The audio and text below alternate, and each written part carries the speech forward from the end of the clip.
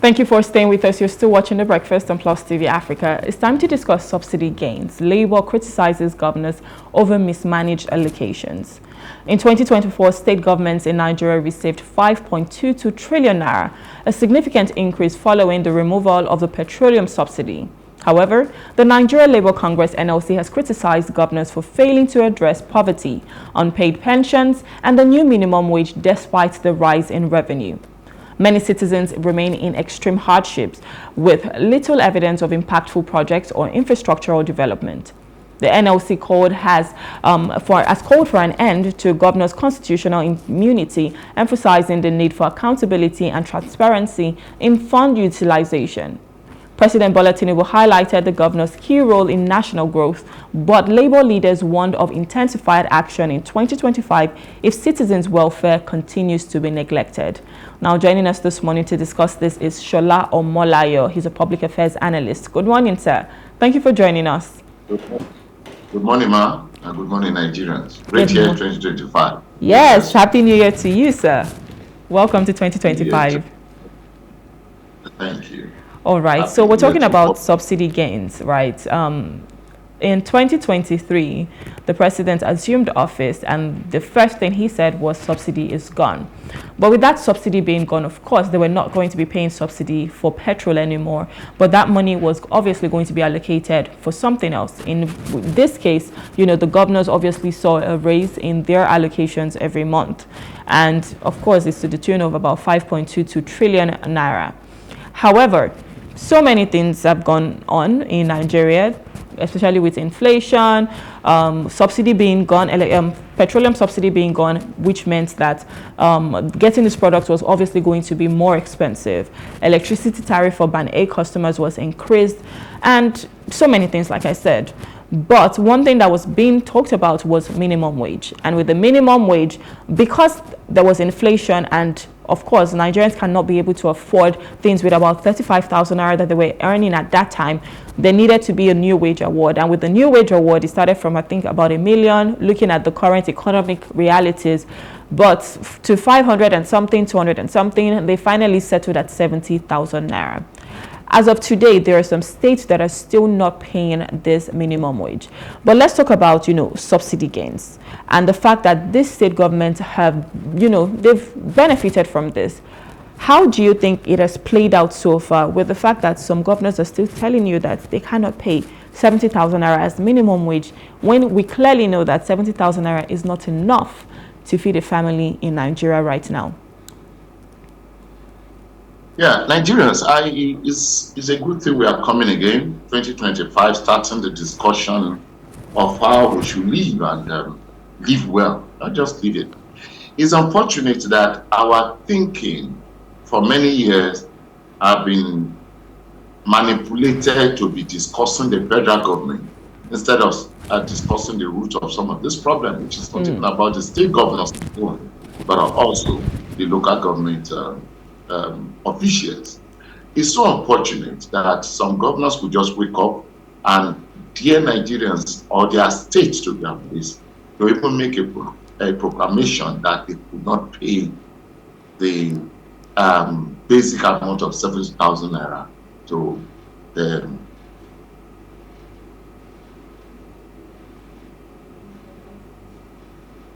state in which they are governing. It when they didn't in the days of the 30 or 33,000 naira, and many states even said they could not pay. It's unfortunate that we find ourselves in such a cadre. And I think it's not fair. Subsidy is gone. We'll all wake up to lampoon, lambast the federal government institution being headed by the president of this country, that why would they make such a pronouncement? But after time, the same government came out to let us know that the surplus in the income of governors has been spread to the state governors. And it's again unfortunate that even none of the state governors has ever celebrated the office of the president for such a declaration of surplus, which they immediately are the beneficiary of this surplus. That Nigerians suffered, and also the office of the president was lambasted on such a decision. Okay, if we are gotten to that part, what are the people doing to call out the state governors and accusing them or forcing them for even waking up to say they could not pay such a meager salary to their workers of the state? Now, if you look at that part, I think Nigerians are just we are not even acting, and the labor force are also helping the state governors to go away with some of this surplus in which they are having right now. Moving back to, so many things are wrong, and I'm going to, whatever thing is coming up on this ground, I'm going to hold the labor force for it. So Labour obviously has, spoken about intensified actions in 2025, and I know that last year there were so many times they had said they were going to go on strike, and sometimes it just did not happen. But there is one thing that has been said about Nigerians, and that word is resilience. They've always said, Nigerians are resilient. No matter what you throw at them, they will definitely just take it with a pinch of salt and move on. And I think that's something that has happened with us over time. So our leaders, they understand that regardless, even if we're going to hike the petrol price to 5,000 naira per litre, Nigerians would adjust. They're just resilient people. But at what point do you think Nigerians now need to amplify their voices to say enough is enough? We cannot take this anymore. I know that the labor unions have obviously said, intensified actions. Well, how do you think we can come together as a people to demand what is rightfully ours, to ensure that we have the basic necessities of life, to ensure that we have better welfare for the people? Because if we do not, of course, the Nigerian government is always going to use that same word that they throw at us, resilience. What do you think we need to do at this point? Yeah, no group of individual, either in the state, at the national level, in a social organization, you just need one leader that you can trust. So bad that we have trusted the labor force for a long time. And this labor force has lost their grip. They are not designed labor force, people like us grew to know. No, they've lost their grip. I see them like a political institution. They are not the force that one could rely on. A group doesn't come together to fight a cause without a spiritual leader who understands the terrain of purpose. Even you check the holy book that everybody is speaking from. You must have read about the guy called Nimrod in the Bible, who was trying to build the Babel. It takes one leader to lead a cause and bring the people along with them. How do you come together if you don't have a purpose? It's unfortunate that the activists are long gone. After we lost the activism war in this part of the world, Nigeria, when we fought against Jonathan. And we now find out that most of the people that lead that cause were those who are in the aim of affair today. So we begin to see ourselves as a group of people that you are working with people of this a deceit mind who have a purpose of chasing a cause which is not a general view of the people. The labor force that ought to have been in the vanguard, either the activists are there or not. The labor force who ought to be in the vanguard are also joining the capitalists to allow things to run. And I don't see us coming with that force. And they are telling us that the 2025 is going to be a year that will show a difference of who they are. How can they do it when we are already joining the political terrain? Because the game of politics is going to start like never before. You don't even need to challenge the politician before they know what to do and how to break the cheek of the people. Let me tell you this. The primary cause of the labors, have they done anything about it? All the companies in Nigeria, they've not been picketing any company to a reasonable call where you can say they are fighting for the cause of the poor people. Because the poor people that ought to come out and support the labor are being enslaved in most of this company, where you have the citizens of this country in companies are being used as a casual worker. Some casual workers have been there for over years, like you can't tell. And most of the foreigners are being spared out. They are being left out to enslave Nigerians in some of this company where they pay as less as 10,000 naira, and the labor force are not doing anything about it. They only come to a table where they can negotiate and get something better for it. Where a labor officer has an accident or have an issue, the next thing, he takes a flight out of this country. They never trust the health institution. They never trust the health institution, and they never fight it out for the health institution to be well managed. Tell me, can this labor force be so sure or confidently tell us that their children are schooling here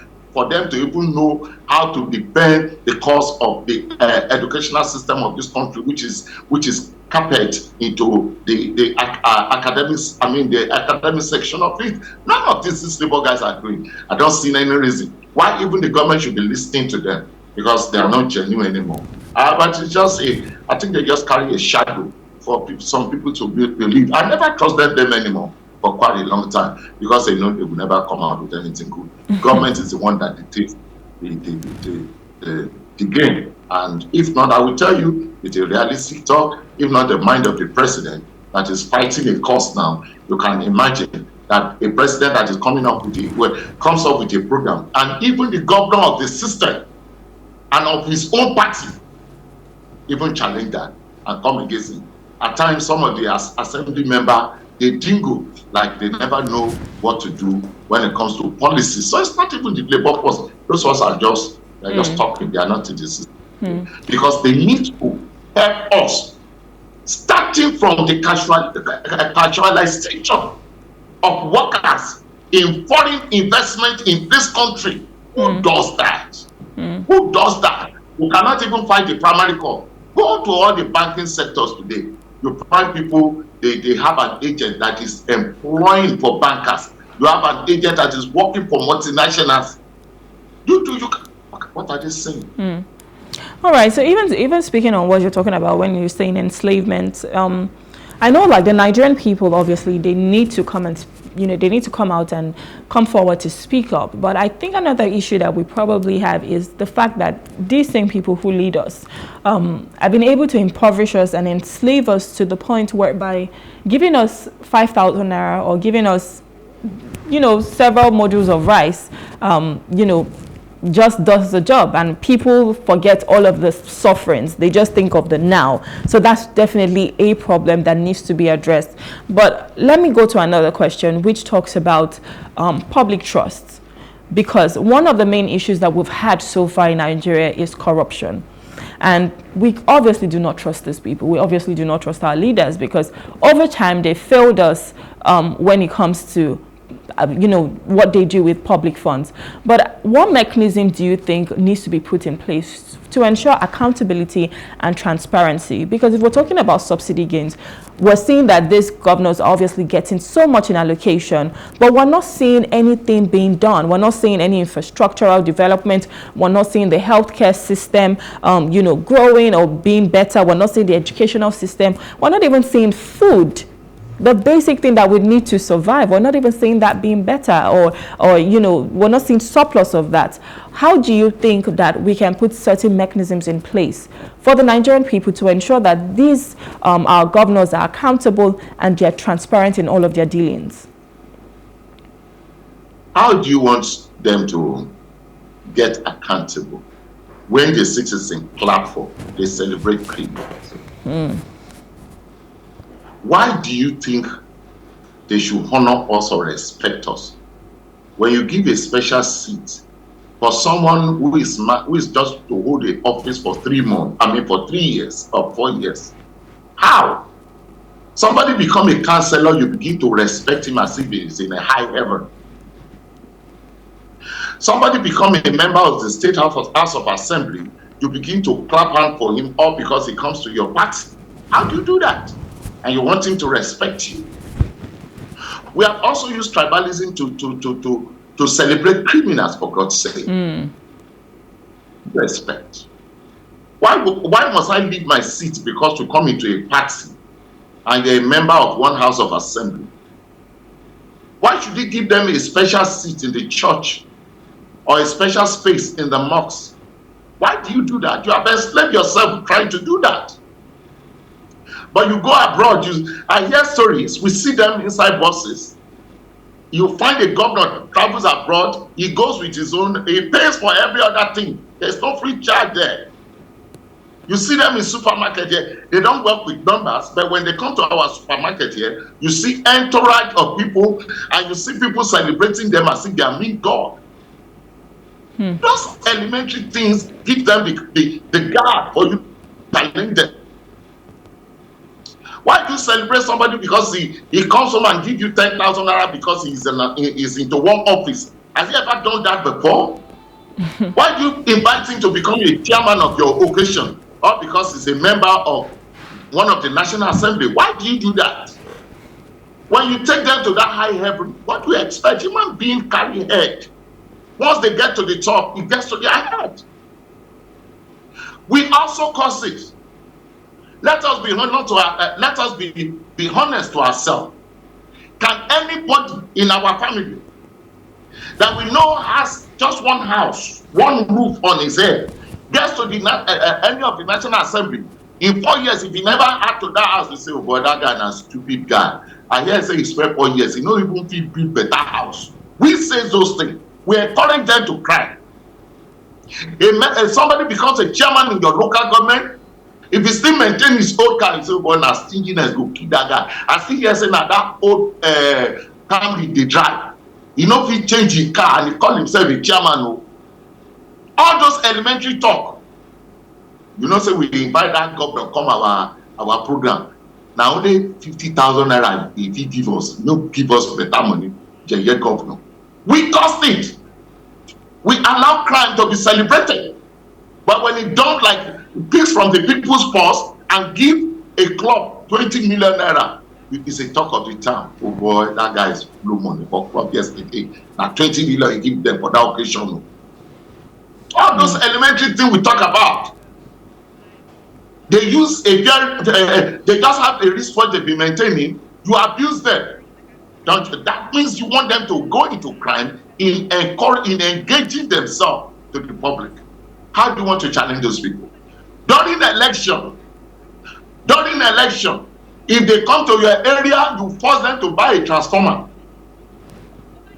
You force them to come and reconstruct a road from the money he borrows from his friend or from loan he gets from the bank to contest an election. What are we saying here? Let's come back home and begin to ask questions. Where are they getting this money to do this campaign they are running? If you're not if your capacity is not high there, leave the office. Don't even try to contest.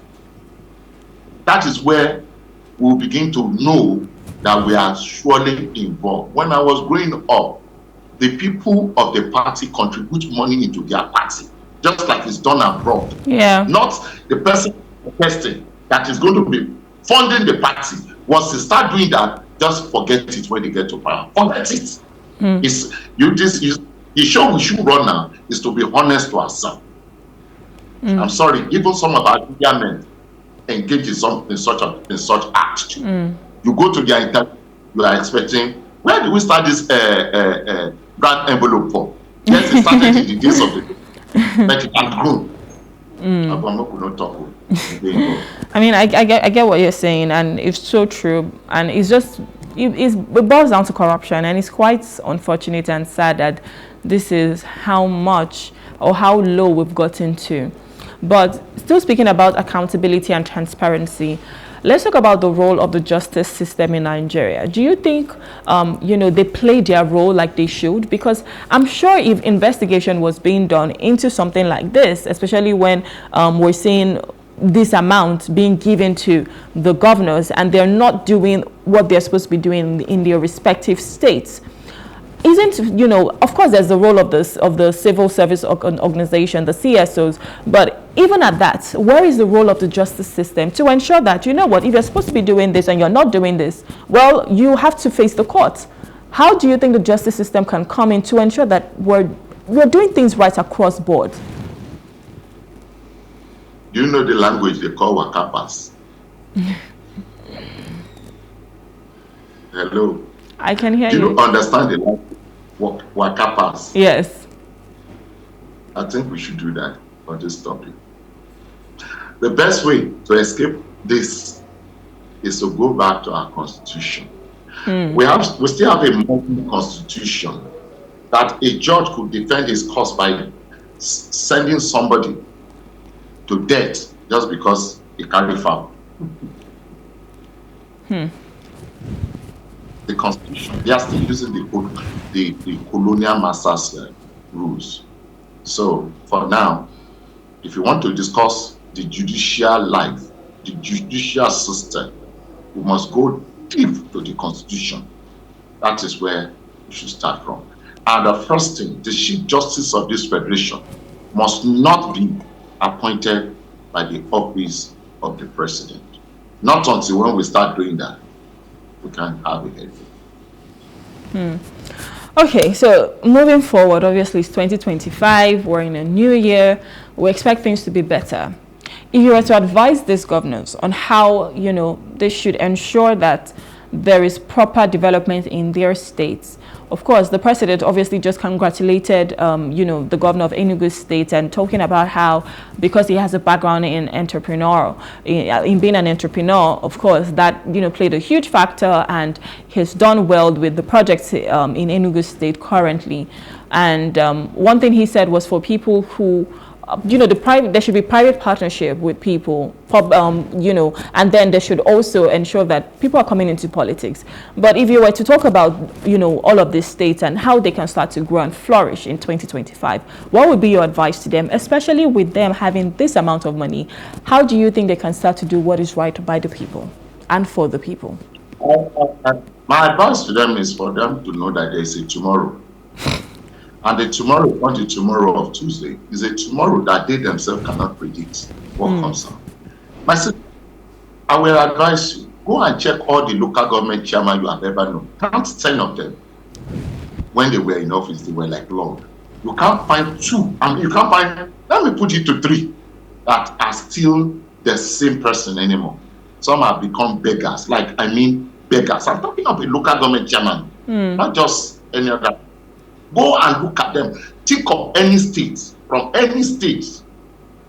The tomorrow I'm talking of has caught on them. Go check some of the governors who used to celebrate in those days. Where are they?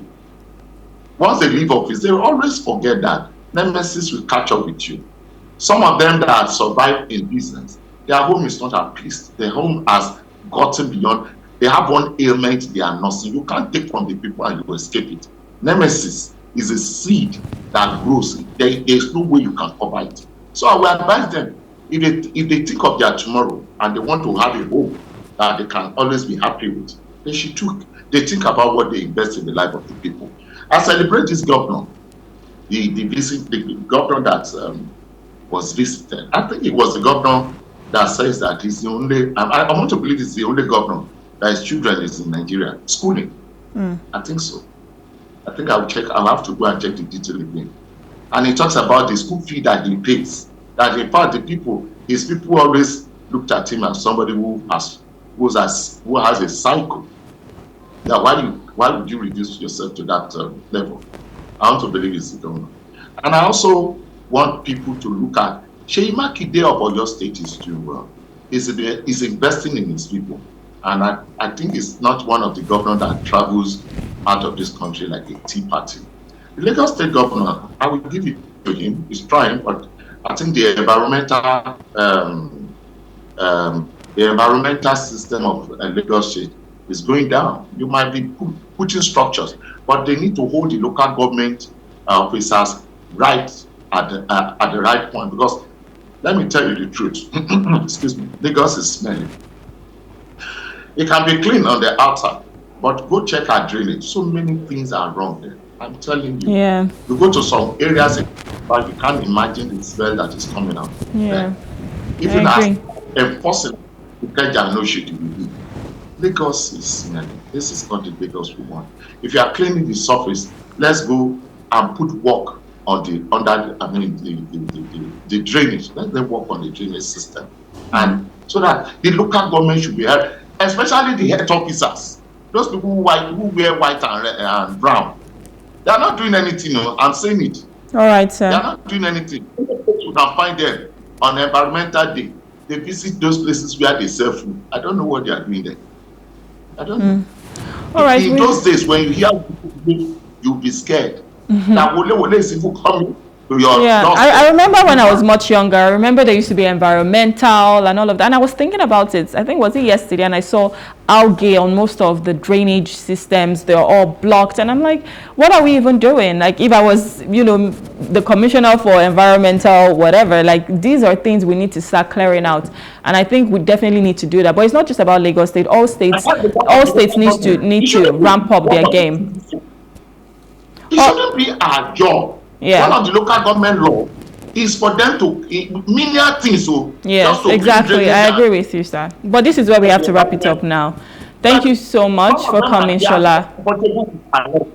Arrest. You are under arrest. You are giving paper to come and report yourself at the local government. Sola, thank you so much. Thank you so much. I'm sure. Well, we hope. I'm not sure. We hope that come 2025, we're here now, and all of our leaders will start to do the right thing. They would come to that realization that Nigeria is what we have, and we need to preserve it for the generations to come. So whatever we can do to ensure that that happens, that's what we should be looking into. Sola, I want to say thank you so much for coming. It's been a pleasure having you on our show this morning. Thank you for your time. Thank you for having me. And again, celebrate the governor of Ekiti State. I heard that the light in Ekiti State they are having a strong one now. Fantastic. Unlike other who doesn't have light. Celebrate that governor again. Fantastic. He's doing a very good job. Thank you so much. Have a wonderful day. Yes, sir. Thank you for having me. Yes. God bless you all. Yes, sir. All right, so we're speaking with Sola Omolayo, is a public affairs analyst, and we've just been talking about subsidy gains and how the NLC has criticized the governors over the allocations that they have. We'll go on a short break now. When we return, we'll be discussing about electricity, the power sector in 2024, and the outlook for 2025. Please stay with us.